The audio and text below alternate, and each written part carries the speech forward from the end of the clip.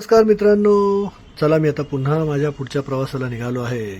मी आता निघालो आहे उज्जैनला. बेसिकली माझ्या आध्यात्मिक प्रवासाच्या पंक्तीमधला पुढचा प्रवास आहे. तसं तर मी या आधी बऱ्याचशा वर्कशॉप्सना वगैरे जाणं येणं करत आलो आहे, त्यामुळे आध्यात्मिक प्रवासातला दुसरा प्रवास म्हणता नाही येणार. मी गोव्याला काही दिवस काही सेमिनार्स वर्कशॉप्स अटेंड केली. त्याच्या आधी माझी सुरुवात केली पुण्याला काही एक दोन वर्कशॉप अटेंड करून. पुन्हा मी न्यूमरोलॉजीचे क्लासेस, क्रिस्टल्स आणि असं बऱ्याचशा गोष्टींचा निघालो. आणि उज्जैन माझ्या लिस्टमध्ये डेफिनेटली असं होतं की मला लवकरात लवकर उज्जैनला जायचं आहे. महादेवाबरोबर माझं असलेलं वेगळा नातं बेसिकली मला रोज सकाळ संध्याकाळ जाणवतं. तर मी त्या उद्देशाने उज्जैनची तिकीट बुक करायचा प्रयत्न केला. मला थ्री टियरचंच तिकीट बुक करावं लागलं, कारण की अवेलेबल नव्हते सीट्स 2 टियरमध्ये. आणि 3 टियरमधून प्रवास करायचा म्हटलं तर बेसिकली तुमची फक्त झोपून जाण्याची तयारी असली पाहिजे. फारच एकदम अनकम्फर्टेबल आहेत 3 टियरमध्ये, पण ठीक आहे. बजेटनुसार, आपल्या वेळेनुसार लोक आणि प्रत्येकासाठी ही एक चॉईस अवेलेबल आहे. तर अशा रीतीने मी फार शेवटच्या क्षणापर्यंत धावत जाऊन माझी ट्रेन मुंबई सेंट्रल स्थानकावर पकडली होती. अगदी थोडक्यात मी आतमध्ये प्रवेश केला ट्रेनमध्ये आणि ट्रेन सुटली होती. तर म्हणजे मिस करता करता मी वाचलो. चुकली असती शक्यतो कदाचित, पण महादेवाची कृपा होती, इच्छा होती. अशा प्रकारे मी उज्जैन स्टेशनला उतरलो आहे आणि मला ही रिक्षा घ्यायला आलेली आहे. सोनूभाई माझे आहेत ओळखीचे. त्या रिक्षाने मी आता हॉटेलकडे चाललेलो आहे. लवकरच भेटू.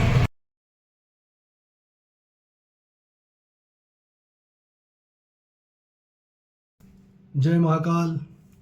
मी अशा रीतीने सकाळी 8 वाजता उज्जैन स्टेशनला पोहोचलो आहे. अवंतिका एक्सप्रेसने मी प्रवास केला. रात्रभर मला तुमच्याशी काही संवाद साधता नाही आला आणि मी रात्री एक छोटीशी बाईट दिली होती. त्याप्रमाणे जर खरंच तुम्ही प्रवास फक्त झोपून जाण्यासाठी करत असाल तर 3 टायर एसीने प्रवास करत जा. अदरवाईज 3 टायर एसी नाही आहे. अच्छा, आता थोड्याच वेळात माझं मंदिरामध्ये रुद्राभिषेक 11 आवर्तनाची पूजा आणि अभिषेक आहे. तर त्यासाठी मी आता तयार होऊन तिकडे निघतो आहे.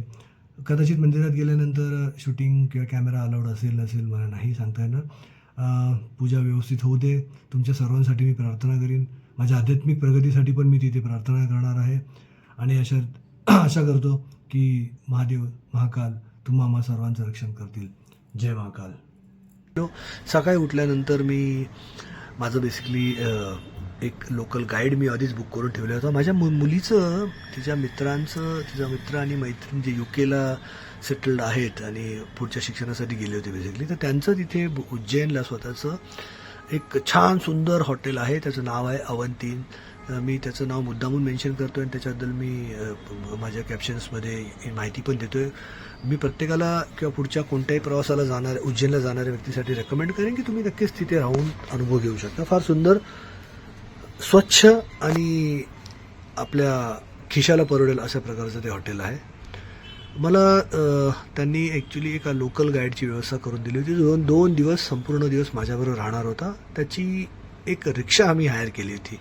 त्याचं नाव आहे सोनू. त्याने मला पूर्ण उज्जैनचा प्रवास इतका छान घडवून आणला. प्रत्येक जागेची घेऊन जाणं, माहिती सांगणं, छोट्या मोठ्या जागा दाखवणं, ह्या सगळ्याबद्दल मी सोनूचे खूप आभार मानतो. सोनू बेसिकली अजून एक गोष्ट चांगली करतो की मला ना कुठे मी जेव्हा फिरायला जातो तेव्हा मला माझ्या डोक्यात पहिली गोष्ट तर हे बिलकुल नसतं की घरच्यासारखं जेवण आणि या होतं, हे अशा सगळ्या गोष्टीत मी नाही पडत. जिकडे आपण जात आहोत त्या जागे जाऊन त्या जागेबद्दल माहिती गोळा करणं, तिथल्यासारखं वागणं, तिथल्यासारखं राहणं, तिथल्या जेवणाचा, तिथल्या डेलिकसीचा आस्वाद घेणं हे मला आवडतं.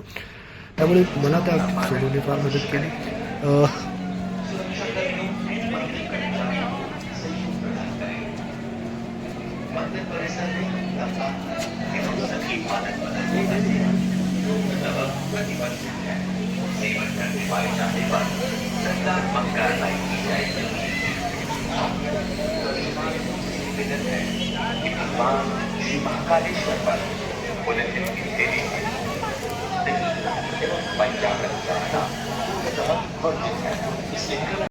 हमारे सोनू जी है ना, अब हमको ठंडाई का मजा चखवाने वाले हैं. जय महाकाल.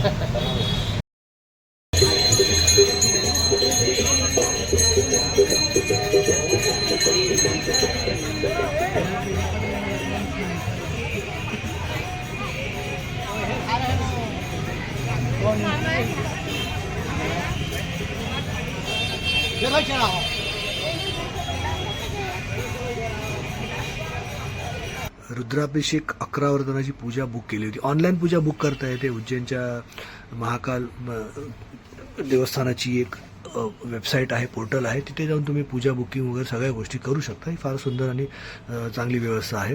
ती बुकिंग मी केली असल्यामुळे मला तितकंसं काहीच अवघड नाही गेलं. मला फक्त एवढंच होतं की जाऊन माझा जिथे पूजा आहे, जे पुजारी आहेत त्यांना शोधून त्यांच्याबरोबर जाऊन ती पूजा किंवा तो अभिषेक करून घेणं. देवस्थानाने प्रचंड गर्दी असल्यामुळे तुम्ही आता पाहिलं असेल व्हिडिओमध्ये की खूप सारे भाविक आजही दर विकेंडला स्पेशली सोमवारी तिथे जातातच. आणि ज्या दिवशी मी गेलो तो हा श्रावण महिन्यातला शेवटचा सोमवार होता.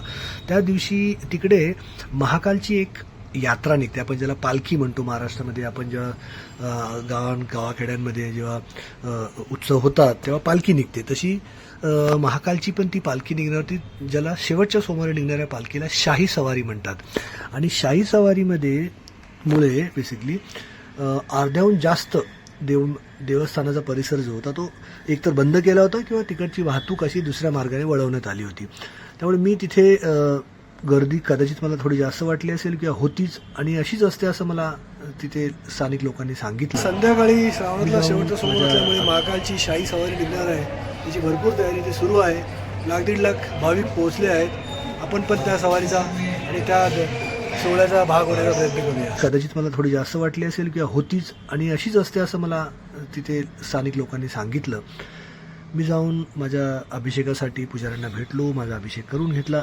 गर्भगृहामध्ये प्रत्येकाला रादर कोणालाच एंट्री नाही आहे असं सांगण्यात आलं, आणि मी ते प्रत्यक्षात पाहिलं. कोणीच गर्भगृहात जाऊ शकत नव्हतं.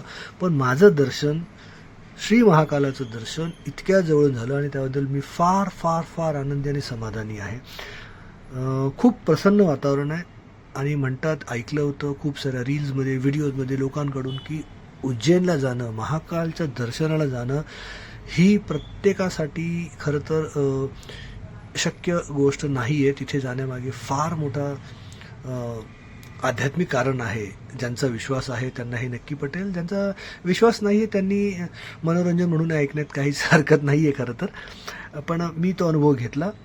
उज्जैनमध्ये पोहोचल्यापासून निघेपर्यंत त्या जागेबद्दल ज्या काही गोष्टी माझ्या मनामध्ये फिरत होत्या त्या सगळ्या गोष्टी मी तशाच्या तशा, इव्हन त्यापेक्षा जास्त काही गोष्टी अनुभवल्या.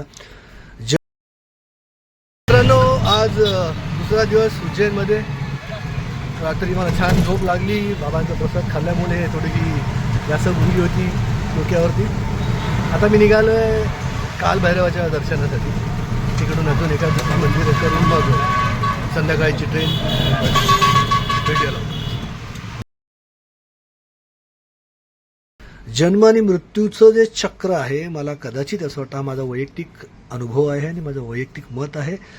इतर कोणाचं तसं असावं किंवा असायलाच हवं हा माझा हट्ट नाही आहे. पण मी हे जन्म आणि मृत्यूच्या सायकलला किंवा त्या पूर्ण चक्राला खरं तर 18 तारखेला अनुभवलं. वैयक्तिक गोष्ट आहे. कोणी मला त्याबद्दल जर कुतूहल असेल तर वैयक्तिक रित्या विचारू शकतात. मी या व्हिडिओत त्याबद्दल काही मेन्शन नाही करते. अशा रीतीने माझं दर्शन, महाअभिषेक झाल्यानंतर मग मला सोनूने त्या भागात बऱ्याचशा ठिकाणी दर्शनास घेऊन गेला, ज्यामध्ये आम्ही बेसिकली महाकालांचं दर्शन झाल्यानंतर आम्ही मंगलनाथ मंदिर, भृतहरी गुफा, संदीपनी ऋषींचा आश्रम, मार्कंडेय मंदिर, मच्छिंद्रनाथांचं मंदिर किंवा अशा बऱ्याचशा ठिकाणी गेलो. आणि शहरांमध्ये फिरत फिरत आम्ही मध्ये एका ठिकाणी प्रसाद म्हणून खरं तर भांगेचा आस्वाद घेण्यासाठी थांबलो. माझं लोकांना सांगणं आहे, भाविकांना असं सांगणं आहे की ही अशी एक गोष्ट आहे की तुम्ही फार काळजीपूर्वक ह्या गोष्टीचा विचार केला पाहिजे. आणि जर प्रसाद म्हणून आपण या गोष्टीकडे बघत असू तर तिला त्या प्रसाद रूपानेच ग्रहण करावं, ही माझी तुम्हाला कळकळीची विनंती आहे. असो, मी असं सांगेन की फार सुंदर शहर आहे. फार स्वच्छता अगदीच टोकाची नसली तरी जुजबी म्हणण्यापेक्षाही जास्त आहे. तुम्हाला रस्ते मोठे मोठे दिसतील. मंदिराच्या आसपासचा परिसर हा प्रत्येक ठिकाणीच गजबजलेला असतो, तसा इथे सुद्धा आहे. शाही सवारीमुळे बरंचसं डेकोरेशन जो 20-25 रथ मोठे मोठे अनेक गल्ल्यांमध्ये मंदिराच्या परिसरामध्ये डेकोरेशनसाठी सज्ज होते किंवा कामं चालू होती. दुपारनंतर ते सगळं प्रवास निघणार होता. एका पर्टिक्युलर सर्कलमध्ये ते फिरणार होतं. फिरता फिरता आम्ही एका खाटूश्यामजींच्या मंदिरांमध्ये गेलो, बगलामुखी मातेच्या मंदिरात गेलो. तिथेच आम्ही एक स्फटिकाचं शिवलिंग पाहिलं मी. आणि ह्या शिवलिंगामध्ये किंवा या मंदिरामध्ये माझा खरं तर मी बराच वेळ ते देऊ शकलो. जलाभिषेक करणं दर सोमवारी शंकराच्या पिंडीवर हा माझा एक आनंद आणि छंद आहे असं म्हणा. ते मला इथे कोणत्याही अडथळ्याशिवाय आणि कोणत्याही बंधनाशिवाय यथेच्छ मला त्याचा आनंद घेता आला. मी मनोभावे शंकराच्या पिंडीवर, स्फटिकाच्या त्या पिंडीवर जलाभिषेक करून माझ्या मनात असलेल्या बऱ्याचशा प्रश्नांची एक संवाद मी शंकराशी किंवा शंभोशी, शिवशंकराशी, महादेवाशी साधू शकलो. भृतहरी गुफेचा पण अनुभव तसाच आहे. गुफा पूज्यांच्या एका राजाने बेसिकली घडवली. या गुफेमध्ये बरेचसे लहान छोटे मोठे असे एकदम एंट्रन्सेस आहेत. तुम्ही आज जाऊ शकता, पण बऱ्याच ठिकाणी आपल्याला सरळ मार्गाने नाही जाता येत, वाकून वगैरे असं जावं लागतं आत. एके ठिकाणी मी असं पाहिलं की चारधाम यात्रेला जाणारी गुफा तिथून, म्हणजे तिथून चारधामचा रस्ता आहे असं.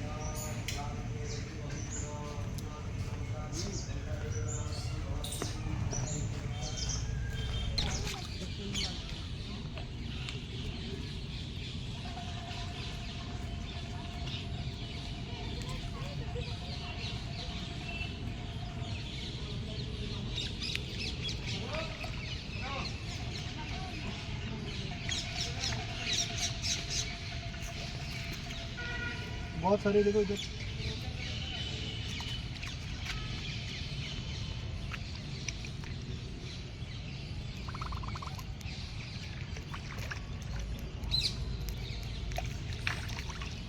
कौन सी मछली होती है?